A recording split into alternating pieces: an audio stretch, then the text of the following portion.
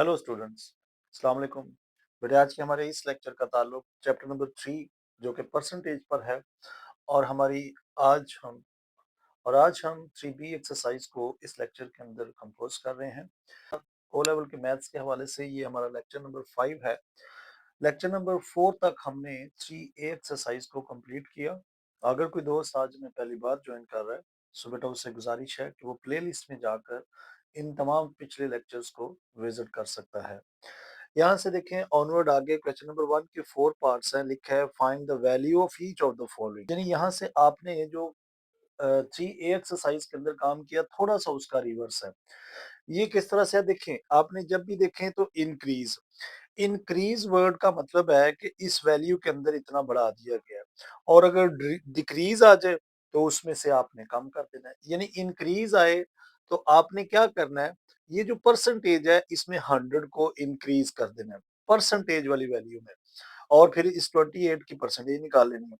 लेकिन अगर डिक्रीज आए तो आपने परसेंटेज वाली वैल्यू में से 100 को माइनस कर देना है। यानी ये आपने एक टॉपिक याद रखना है कि अगर इंक्रीज हो तो जो परसेंटेज वाली वैल्यू होगी उसमें से 100 आपने इंक्रीज कर देना है और फिर उसकी परसेंटेज निकाल लेनी है। लेकिन अगर डिक्रीज का वर्ड उसके अंदर आ रहा है तो फिर आपने 100 उस परसेंटेज वैल्यू में से माइनस कर देना है। यानी यहाँ पर देखें इंक्रीज लिखा है 60 को इंक्रीज करें बाय 35%। तो हम इसमें सपोज करते हैं 35 तो आपने मजीद 35% आपने मजीद इंक्रीज करना है तो एक्चुअल वैल्यू कितनी होगी। फॉर एग्जाम्पल अगर 100 है तो उसमें आपने इंक्रीज करना है ना 35%। तो हम लिखेंगे कि रिक्वायर्ड वैल्यू जो होगी फिर वो आपके पास क्या हो जाएगी 135%। अब 135% आपने 60 का निकालना है तो 135 परसेंटेज का 100 मल्टीप्लाई बाय 60 कर दे आप, एक जीरो जीरो से काट दे और अगर हम 135 को 6 से मल्टीप्लाई करेंगे और 10 पे डिवाइड करेंगे ये हमारा आंसर आ जाएगा। सो हमारे पास आंसर जो आएगा वो 810 आ जाएगा और 10 से डिवाइड करेंगे तो ये इससे कट के तो 81 जो है वो हमारे पास इसका आंसर आ जाएगा।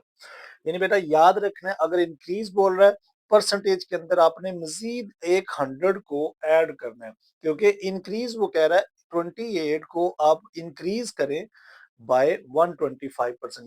तो रिक्वायर्ड वैल्यू यहाँ पर क्या आएगी, रिक्वायर्ड वैल्यू 125 है तो ये हमारे पास 100 आप इंक्रीज करेंगे तो 225 परसेंटेज हो जाएगी। तो हम इसकी निकाल लेते हैं आंसर इसका 225% का डिवाइडेड बाय 100 परसेंटेज का आ गया और मल्टीप्लाई बाय 28।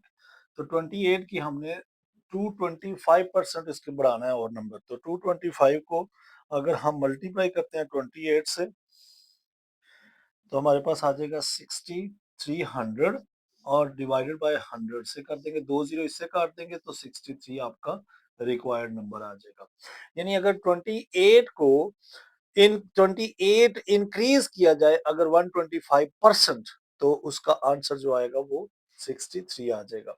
अब आपने यहाँ पर क्या करना है, आपने 120 डिक्रीज करना है, डिक्रीज 120 बाय 45। अब बेटा यहाँ डिक्रीज का वर्ड आया, आपका डिक्रीज आए तो 100 में से इस वैल्यू को आपने माइनस कर देना है। तो अगर हमारे पास अगर देखें ये फॉर एग्जांपल 45 है तो 100 में से अगर हम इसे डिक्रीज करना चाहें 45 को तो बाकी 55 आ गया। तो हम यहाँ पर लिखेंगे रिक्वायर्ड नंबर जो होगा वो 55% होगा क्योंकि हमने 45 को तो डिक्रीज कर देना उसमें से। तो इसकी परसेंटेज निकालते हैं, परसेंटेज का आप 100 लगा दें और मल्टीप्लाई बाय 120 कर दें यानी एक जीरो जीरो से काट दें।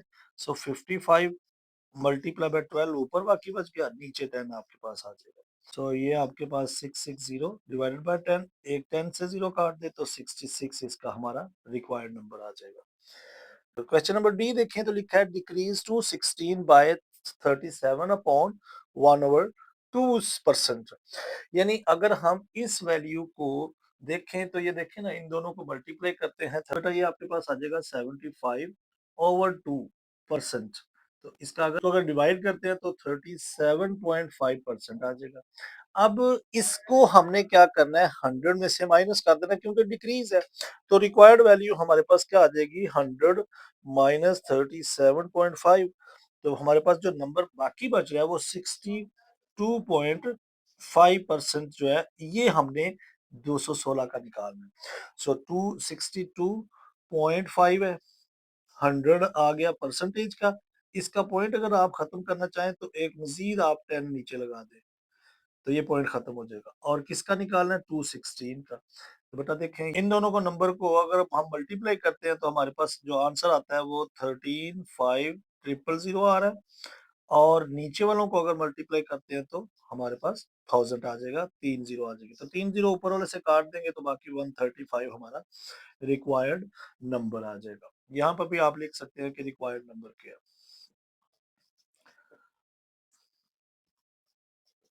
सो यहाँ पर हमारा क्वेश्चन नंबर 1 जो कि बिल्कुल सिंपल था, उसके 4 पार्ट से ये कंप्लीट हो गया। So next part, question number 2 के अंदर देखें तो क्या लिखा हुआ है, 20% of a number is 17, find the number. यानी 20% अगर हम नंबर देखें तो उसका 17 है। हम लिखते हैं 20%, यानी यहाँ पर इसका सोल्यूशन शुरू है। 20% ऑफ नंबर जो है वो इक्वल टू 17 है।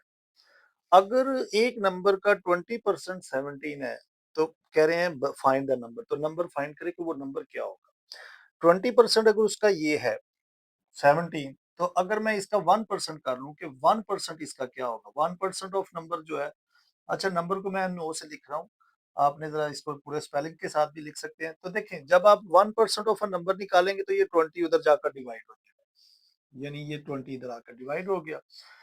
और अगर 1% आप इधर निकाल रहे हैं तो 20 उधर जाकर डिवाइड हो गया। तो अगर आपने 100% ऑफ अ नंबर निकालना है, 100% ऑफ अ नंबर, तो फिर क्या होगा, फिर आपने क्या करना है, 17/20 को 100 से मल्टीप्लाई कर देना है। तो बेटा आपने जस्ट इसको मल्टीप्लाई करना, देखिए 0 0 से कट जाएगा, ऊपर 170 आ जाएगा और नीचे 2 से आप इसे डिवाइड कर। तो आपके पास जो नंबर इन दोनों को मल्टीप्लाई कर डिवाइड, सो इन दोनों को डिवाइड करने से जो नंबर आएगा वो 85 आ जाएगा। सो 85 हमारे पास इसका आंसर आ जाएगा। ये क्या है कि हमारे पास 20% अगर हम 17 का निकालें तो 20% ऑफ अ नंबर जो है वो 17 है। और नंबर क्या होगा, तो हमने क्या करना है, 20% हमने 17 रखा है, क्योंकि 20% ऑफ अ नंबर जो 17 है उसका 1% जो आएगा वो उसको हमने 20 से डिवाइड कर देना। और अगर आप उसका 100% निकालते हैं तो 100 से आप उसे मल्टीप्लाई कर देते। सेम ये बिल्कुल इसी की तरह का पैटर्न है। ये देखिए लिखा है कि 175% ऑफ अ नंबर क्या होगा, of a number that is equal to 49। और अगर इसका 1% आप निकालते हैं, 1% ऑफ नंबर कितना निकलेगा, हम इसको उधर जाकर 49 से डिवाइड कर देंगे तो ये आपके पास आ जाएगा। अगर ये तो 1% है तो मैं तो 100% उसका निकालना चाहता हूँ, तो 100% ऑफ नंबर क्या होगा, 100% of number, so that is equal to आपने 49 डिवाइड बाय 175 को मल्टीप्लाई बाय 100 कर देना 5, तो हमारे पास ये नंबर जो आ जाएगा वो 28 आ जाएगा। सो ये हमारा आंसर आ जाएगा। यानी कि अगर 175% किसी नंबर का 49 है तो वो नंबर क्या होगा, वो 28 होगा। क्वेश्चन नंबर सी में देखिए तो लिखा है the result of a number when increased by 15% is this 161 है। अच्छा यहाँ पर फिर बात हुई है इंक्रीज्ड, यानी कि आपने उस नंबर, कोई भी नंबर है उसको अगर आपने 15% इंक्रीज करके देखा तो वो 161 हो रहा है। तो बेटा इंक्रीज जब भी आप करेंगे तो आपको जो परसेंटेज दी गई है 15% दी गई है, तो इतना परसेंट तो इंक्रीज किया गया किसमें से, 100 में। तो हम क्या लिखेंगे, रिक्वायर्ड नंबर यहाँ पर क्या होगा, फाइंड द नंबर हमने करना है। तो रिक्वायर्ड नंबर हमारे पास जो यहाँ से बनेगा रिक्वायर्ड नंबर वो होगा 15, ये परसेंट है ना, तो 1115% हो जाएगा। यानी 1115 क्यों क्यों ऐसा हुआ, मैंने आपसे पिछले क्वेश्चन के अंदर भी कहा, अगर इंक्रीज का वर्ड आए तो जितनी परसेंटेज गिवन हो उसमें 100 को आपने इंक्रीज कर देना है। तो रिक्वायर्ड नंबर हमारे पास 115 आ जाएगा, यानी 115, ये देखें ना, 15 को 15% इंक्रीज करें तो 161 आ रहा है। तो हमारे पास जो है 115% ऑफ आ नंबर, ये कितना बन रहा है, 161, ये वाला। अगर ये 115 इसका ये है तो हम 1% निकालना चाहें तो वो क्या होगा, 1% ऑफ नंबर कितना आएगा, अगर हम 161 को 115 पे डिवाइड कर देंगे तो ये 1% आएगा। लेकिन इसका 100% कैसा आएगा, 100% ऑफ नंबर क्या होगा, 100% ऑफ नंबर, तो हम इसको क्या करेंगे, 161 डिवाइड बाय 115 को 100 से मल्टीप्लाई कर देंगे। मैं इसका बकिया पार्ट यहाँ करता हूँ। तो देखिए 161 मल्टीप्लाई बाय 100 डिवाइडेड बाय 115 कर देंगे तो आपके पास 140 इसका नंबर आ जाएगा। तो 140 इसका आंसर आएगा। वो नंबर 140 होगा। अगर उसको 15% मजीद 100 से इंक्रीज करेंगे तो 161 आ जाएगा। The result of a number when decreased, इसके अंदर देखें डिक्रीज लिखा गया कितना 20% इज दिस। सो अगर ये देखें 20% उसमें डिक्रीज कर दिया गया तो 100 में से अगर हम 20% डिक्रीज कर दे तो बाकी हमारे पास 80% रह जाता है। तो 80% जो नंबर है वो ये हमारे पास है। तो आप लिखेंगे 80% ऑफ नंबर वो हमारे पास है 192। क्यों? क्योंकि 20% तो डिक्रीज कर दिया गया, उसमें से काट दिया गया, तो बाकी हमारे पास 80% ये नंबर का है। तो 1% इसका क्या होगा? 1% ऑफ नंबर वो हम लिखेंगे 192 डिवाइडेड बाय 80 कर देंगे। अगर ये 1% है तो 100% उस नंबर का क्या होगा? 100% of number. So that is equal to 192 divided by 80 multiply by 100। एक जीरो इससे काट दे तो बाकी आपके पास जो बाकी बचेगा 1920 डिवाइडेड बाय 8। इन दोनों को डिवाइड कर देते हैं 1920 डिवाइडेड बाय 8। तो बेटा इसके आपके पास जो आंसर आएगा इसका वो 240 आ जाएगा। तो 240 नंबर है। अगर उसका 20% डिक्रीज कर देंगे तो 192 आएगा। तो ये इसका आंसर आ जाएगा। सो यहाँ पर हमारा क्वेश्चन 2 जो है वो कंप्लीट होगा। So next part question number 3 देखें। लिखा है an elastic band which is 72 centimeter long is stretched to 90 centimeter। यानी एक इलास्टिक बैंड है जिसकी ओरिजिनल लेंथ जो है वो 72 सेंटीमीटर है, लेकिन उसको अगर स्ट्रेच करें तो 90 सेंटीमीटर बन जाता है। Find the percentage increase in its length, यानी उसकी लेंथ के अंदर यानी उसकी लेंथ के अंदर कितना फर्क आया है उसकी परसेंटेज हमने फाइंड करनी है। तो बेटा इसमें लिखेंगे हम कि पहले हम उसकी क्या कर लेते हैं, ओरिजिनल उसकी जो पोजीशन है या ओरिजिनल लेंथ कितनी है, ओरिजिनल लेंथ उसकी कितनी है ये आप लिख लें। इसमें डाटा बनाए थोड़ा सा। वो है 72 सेंटीमीटर और स्ट्रेच करने के बाद आफ्टर स्ट्रेचिंग जो है वो कितना हो जाता है, आप लिख लें आफ्टर स्ट्रेचिंग या आफ्टर स्ट्रेच लिख लें, वो 90 सेंटीमीटर आ जाता है।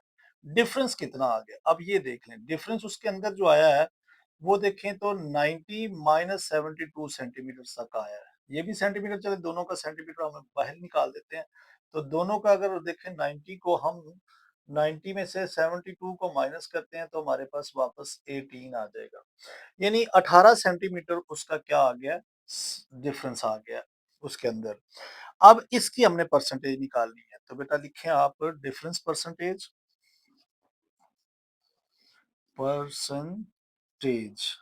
तो 18 डिवाइडेड बाय, अब डिवाइड क्या करेंगे 72 या 90। डिवाइड बेटा हमेशा याद रखें ओरिजिनल वैल्यू को करते हैं। तो ओरिजिनल वैल्यू उसकी 72 है तो मल्टीप्लाई बाय आप इसे 100 कर देंगे तो आपके पास आंसर जो आएगा। तो इन दोनों को अगर मल्टीप्लाई करते हैं तो ऊपर वाले को आप देखें तो 1800 आ जाएगा और नीचे 72। और अगर आप इन दोनों को डिवाइड कर देंगे तो आपके पास 25% आ, यानी कि 25% जो है वो इलास्टिक बैंड आपने स्ट्रेच कर दी है।